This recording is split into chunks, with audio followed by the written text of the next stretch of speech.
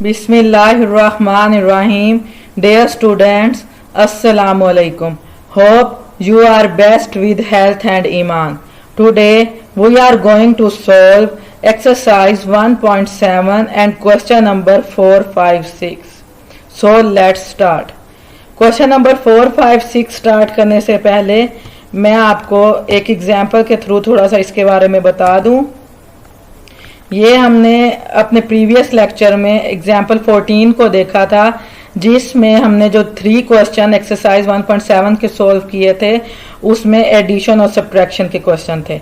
तो मैंने आपसे कहा था कि इंशाल्लाह अपनी नेक्स्ट वीडियो में हम इस एग्जाम्पल नंबर 15 को भी देखेंगे और क्वेश्चन नंबर 4, 5, 6 भी सॉल्व करेंगे। तो देख लेते हैं इस एग्जाम्पल नंबर 15 में क्या कह रहे हैं। If price of one book is ₹25, अगर एक किताब की कीमत 25 रुपए हो, then find the price of 6 book. तो 6 बुक्स की कीमत बताएं। तो स्टूडेंट्स देखें, जैसे मैंने आपको अपनी प्रीवियस वीडियो में बताया था और क्वेश्चन नंबर 1, 2, 3 सॉल्व किया था, जिसमें उसमें मैंने आपसे कहा था कि आपने 2 बातें माइंड में रखनी है। एक तो अगर क्वेश्चन की स्टेटमेंट में आप देख रहे हैं कि टोटल का वर्ड आ गया है, ठीक है। अगर तो आ गया है टोटल का वर्ड, आपने उस क्वेश्चन को हमेशा प्लस करना है। इन दोनों वैल्यूज को आपने क्या करना है, प्लस करना है एक दूसरे से, ठीक है। और अगर नेक्स्ट क्वेश्चन में देखें, यहां पे भी टोटल का वर्ड है, इस क्वेश्चन को भी आपने क्या करना है, इन वैल्यूज को आपस में प्लस कर देना है, ठीक है। और थर्ड क्वेश्चन में देखें, लेफ्ट का वर्ड था। लेफ्ट का मतलब होता है बकाया, बचा हुआ, रिमेनिंग। तो जहां पे आपने लेफ्ट का वर्ड देखना है, उस क्वेश्चन को आपने सब्ट्रैक्ट करना है, इन दोनों वैल्यूज को एक दूसरे से माइनस करना है। जिस स्टेटमेंट में टोटल का वर्ड होगा उनको आपने प्लस करना है, जिस स्टेटमेंट में लेफ्ट का वर्ड होगा उनको आपने माइनस करना है। ये तो फर्स्ट 3 क्वेश्चंस के बारे में डिस्कस किया था। अब हम ये देख लेते हैं कि नेक्स्ट जो हमारे 3 क्वेश्चंस हैं वो मल्टीप्लीकेशन और डिवीजन से रिलेटेड है। तो ये एग्जाम्पल देख लेते हैं। यहाँ पे अब हमें क्या कह रहे हैं। If price of one book is ₹25, अगर एक किताब की कीमत 25 रुपए हो, then find the price of 6 books. तो 6 किताबों की कीमत आपने बतानी है। तो स्टूडेंट एक बात आपने हमेशा इसमें भी याद रखनी है कि अगर आपको एक चीज की वैल्यू दी गई हो, एक चीज की कीमत दी गई हो और आपने ज्यादा चीजों की मालूम करनी हो, तो वो क्वेश्चन हमेशा मल्टीप्लाई का होता है। मल्टीप्लाई का मतलब होता है जरब देना, ज्यादा बनाना, ठीक है। तो अगर कम चीज की कीमत आपको दी हुई है, जैसे उन्होंने एक बुक की कीमत दी हुई है आपको 25 रुपए, आपने ज्यादा बुक्स की यानी कि 6 बुक्स की कीमत फाइंड आउट करनी है, तो क्वेश्चन हमेशा वो मल्टीप्लाई का होगा, ठीक है। अगर एक थोड़ी चीज की, कम मिकदार की चीज की, थोड़ी चीज की वैल्यू दी गई होगी, ज्यादा की मालूम करनी होगी, तो वो क्वेश्चन हमेशा मल्टीप्लीकेशन का होगा। और अगर ज्यादा वैल्यू दी होगी, एक की मालूम करनी होगी, वो क्वेश्चन डिवीजन का होगा। अब डिवीजन का क्या मतलब होता है, तकसीम करना। एक बहुत बड़ी चीज हो, जैसे फॉर एग्जांपल केक है, तो केक को, जब एक बड़ा केक है, किसी की बर्थडे होती है, जब आप उस केक को कट करते हैं, ठीक है, कट करते हैं तो सबको एक एक पीस आता है। तो वो एक बड़ी वैल्यू होती है, एक बड़ा केक है, बड़े केक से वो छोटे पीसेस में डिवाइड हो जाता है ना। हम कहते हैं ना कि केक को कट करके डिवाइड करना है, मतलब है कि सब में तकसीम करना है। तो एक बड़ी चीज को, एक बड़े केक को हमने छोटे छोटे पीसेस में डिवाइड कर दिया था, छोटे छोटे पीसेस में तकसीम कर दिया। तो इसी तरह से अगर आपको क्वेश्चन में आप देख रहे हैं कि अगर आपको किसी बड़ी चीज की या ज्यादा चीजों की वैल्यू दी गई होगी और आपने एक की मालूम करनी है, कम की मालूम करनी है, तो आपने हमेशा उसको डिवाइड करना है, ठीक है। और अगर आपको एक चीज की वैल्यू दी हुई या ज्यादा की मालूम करनी है, उसको हमेशा मल्टीप्लाई। ये दोनों एक दूसरे के ऑपोजिट होते हैं। आप एक वैल्यू को, एक बात को माइंड में रखेंगे, दूसरी ऑटोमेटिकली आपको पता होगी। एक चीज की कीमत दी होगी, ज्यादा की मालूम करनी है तो मल्टीप्लाई करना है, ज्यादा की दी होगी, एक की मालूम करनी होगी तो डिवाइड करना है, ठीक है। मैंने आपको केक वाली एग्जांपल दी है डिवीजन के लिए। केक एक बड़ी चीज होती है, बड़ा है, तो जब हम उसको पीसीज उसके करते हैं तो वो छोटे साइज में हो जाते हैं। एक एक पीस सबको देते हैं, तो मीन्स के एक बड़ी चीज को हमने डिवाइड कर दिया, एक बड़ी वैल्यू को हमने छोटे छोटे हिस्सों में तकसीम कर दिया। तो यही माइंड में रखना, अगर आपके पास एक बड़ी वैल्यू है तो आपने कम वैल्यू मालूम करनी है, छोटी वैल्यू मालूम करनी है, तो उसको हमेशा आप डिवाइड करेंगे और मल्टीप्लीकेशन उसका ऑपोजिट होगा। छोटी चीज की वैल्यू दी होगी, बड़ी की मालूम करनी होगी तो आप मल्टीप्लाई करेंगे। आई होप आपको इस केक वाली एग्जांपल से डिवीजन मेथड की समझ आ गई होगी कि डिवीजन हमने कब करनी है। तो ये मैं थोड़ा सा आपको इसीलिए बता रही हूँ, इन प्लस और माइनस के क्वेश्चन में मैंने आपको सिंपली बता दिया जहां पे वर्ड टोटल यूज होगा उसको आपने हमेशा ऐड करना, जहां पे वर्ड लेफ्ट यूज होगा उसको आपने हमेशा माइनस करना है। और ये मल्टीप्लीकेशन और डिवीजन में मैंने आपको बताया वो केक वाली एग्जांपल है, बड़ी चीज है उसको आपने छोटी चीज में तकसीम करना, छोटी चीज में लेके आना है, उसको आपने डिवाइड करना है। छोटी चीज है उसको आपने बड़ा करना है तो वो आप हमेशा मल्टीप्लाई करेंगे।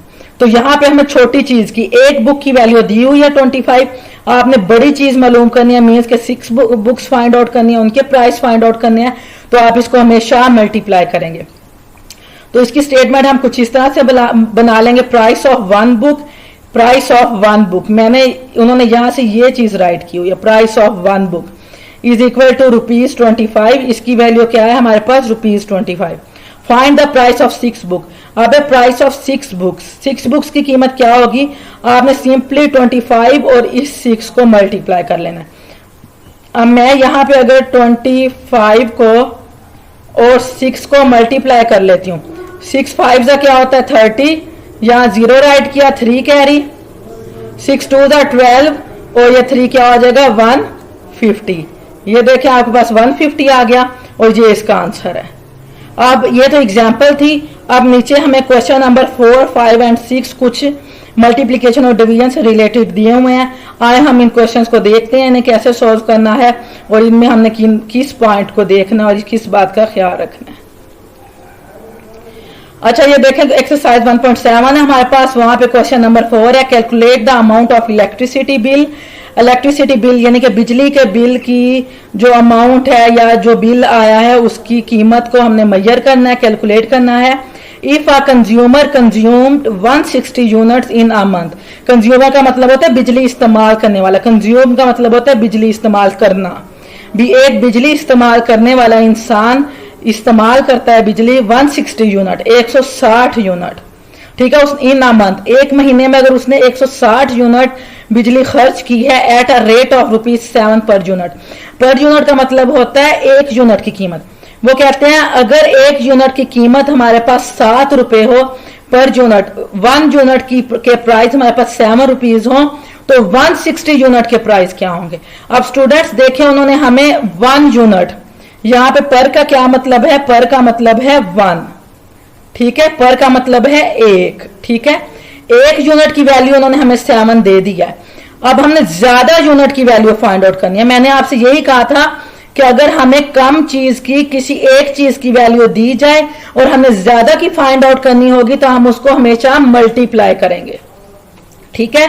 कम की वैल्यू, पर का मतलब होता है 1 यूनिट की वैल्यू उन्होंने हमें दे दी है, हमने 160 मतलब कि ज्यादा यूनिट की फाइंड आउट करनी है। तो ज्यादा यूनिट की फाइंड आउट करने के लिए हम क्या करेंगे, इस क्वेश्चन को मल्टीप्लाई करेंगे। आपने बस यही बात अपने माइंड में रखनी है।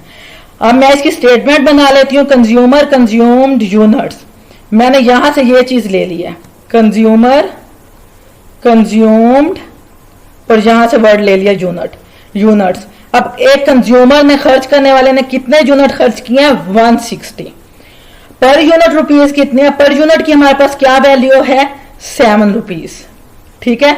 मैंने इसको मल्टीप्लाई करना था इसलिए मैंने रुपीज यहां मेंशन नहीं किया, मैंने यहां पे मेंशन कर दिया, ये RS का मतलब रुपीज ही होता है।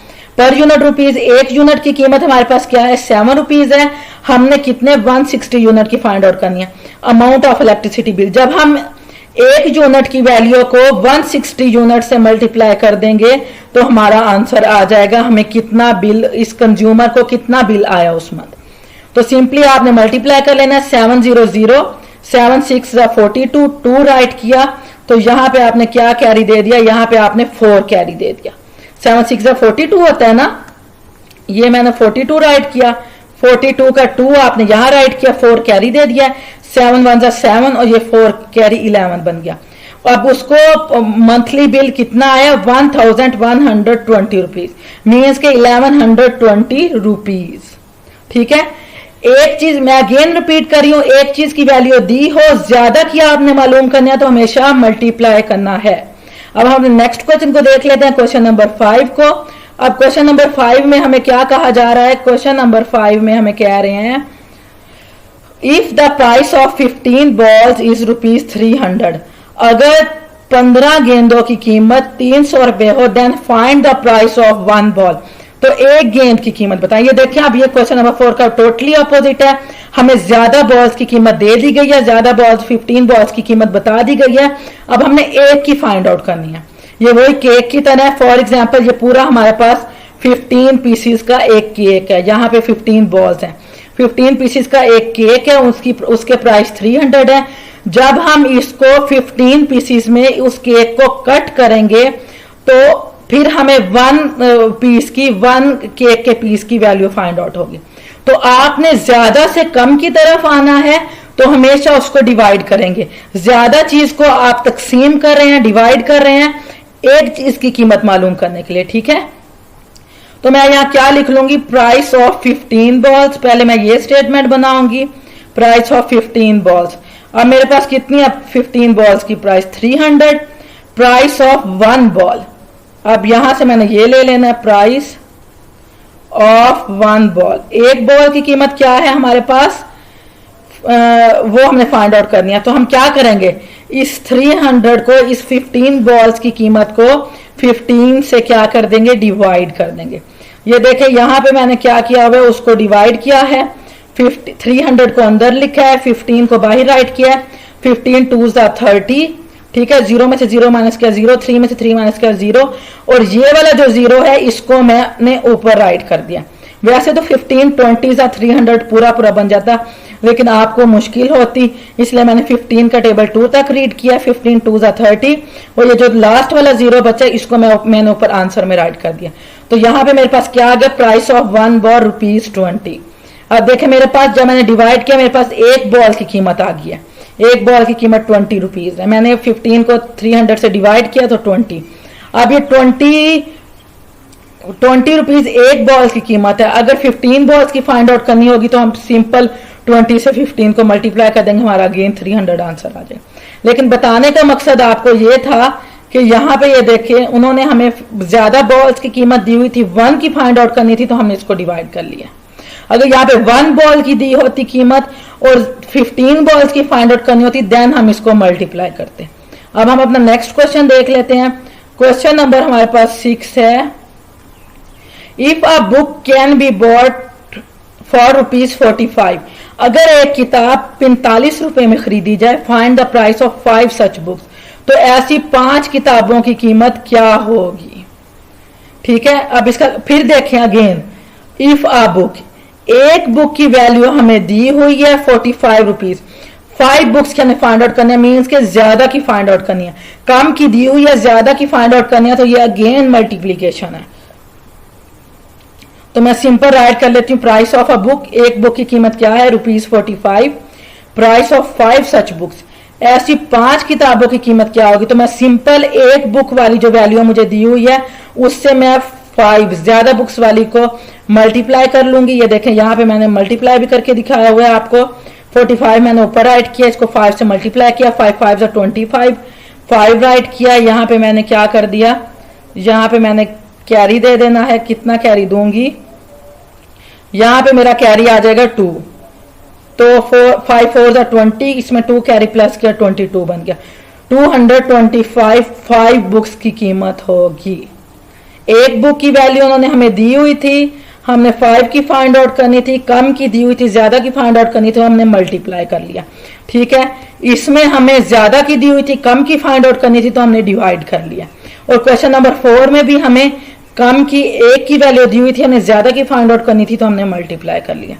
तो आप इन स्टूडेंट्स इन क्वेश्चंस की प्रैक्टिस कीजिएगा, इनको समझने की कोशिश कीजिएगा। फिर भी किसी किस्म की कोई कंफ्यूजन हो तो विदाउट एनी टेंशन मुझसे डिस्कस कीजिएगा।